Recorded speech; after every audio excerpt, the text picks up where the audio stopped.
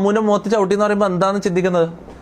ഞാൻ അവിടെ വെക്കുന്നു, മമ്മ അവിടെ വെക്കുന്നു, ഞാൻ മറ്റേ ജാക്കി ചാനെ പോലെ ഇതിലേക്ക് ചവിട്ടുന്നു. എന്റെ ഫേസ് ചവിട്ടി പറഞ്ഞു, I just want here from you bro. Yes, പറഞ്ഞുതരാം. ഉള്ളതുള്ള പോലെ ഞാൻ പറയും.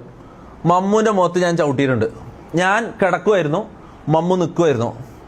അല്ല, മമ്മു നിൽക്കുമായിരുന്നു, ഞാൻ ഇത് ഒരു 4-5 മാസം മുമ്പ്, 5-6 മാസം മുമ്പുള്ള കേസാണ്. ഷെയ്ഖിന്റെ വീട്ടിലാണ് സംഭവം. ഓക്കെ, ഷെയ്ഖിന്റെ വീട്ടിൽ വെച്ചിട്ട് എനിക്ക് തോന്നുന്നു അതെങ്ങനെ, നീ ഉണ്ടായിരുന്നാ? മുന്നുണ്ടായിരുന്നാ? വേറെ ആരും ഉണ്ടായിരുന്നത്? റാംബോ, ഇത് ഓർത്തെടുക്കണോടാ.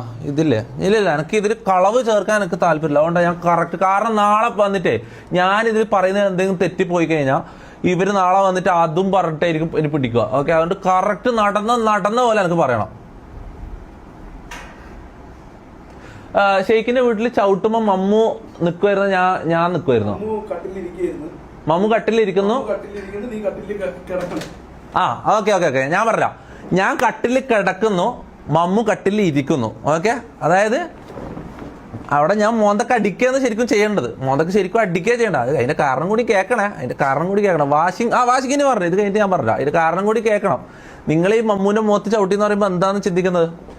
ഞാൻ അവിടെ വെക്കുന്നു, മമ്മ അവിടെ വെക്കുന്നു, ഞാൻ മറ്റേ ജാക്കി ചാനെ പോലെ ഇതിലേക്ക് ചവിട്ടുന്നു. ഏട്ടാ, നമ്മളെല്ലാവരും ചില്ല് ചെയ്ത് ബെഡിൽ കിടക്കുക, മനസ്സിലായി? അപ്പൊ എന്റെ കാലിന്റെ ഭാഗത്താണ് ഇവന് ഇരിക്കുന്നത്, മനസ്സിലാ? എനിക്ക് എണീച്ച് മൊത്തം അടിക്കാനുള്ള ഇതില്ലാത്തതുകൊണ്ട് ഞാൻ ഒരു ചവിട്ട് കൊടുത്തു. ഒറ്റ ചവിട്ട്, ഒരു ചെറിയൊരു ചവിട്ട്. ഓക്കെ, എന്തിന് ഷെയ്ഖിന്റെ വീട്ടിൽ നമ്മൾ എന്തിനു പോയി? ഡേറ്റ്. ഇതെല്ലാം അന്വേഷിച്ചേ അവരെന്താ പറഞ്ഞത്? ഞാൻ എന്തിനു ചവിട്ടിയെന്ന് അവർ പറഞ്ഞത്? എന്തിനു ചവിട്ടിയെന്ന് പറഞ്ഞത്? ആ, എന്തോ ഇതാക്കാൻ വേണ്ടിട്ടോ.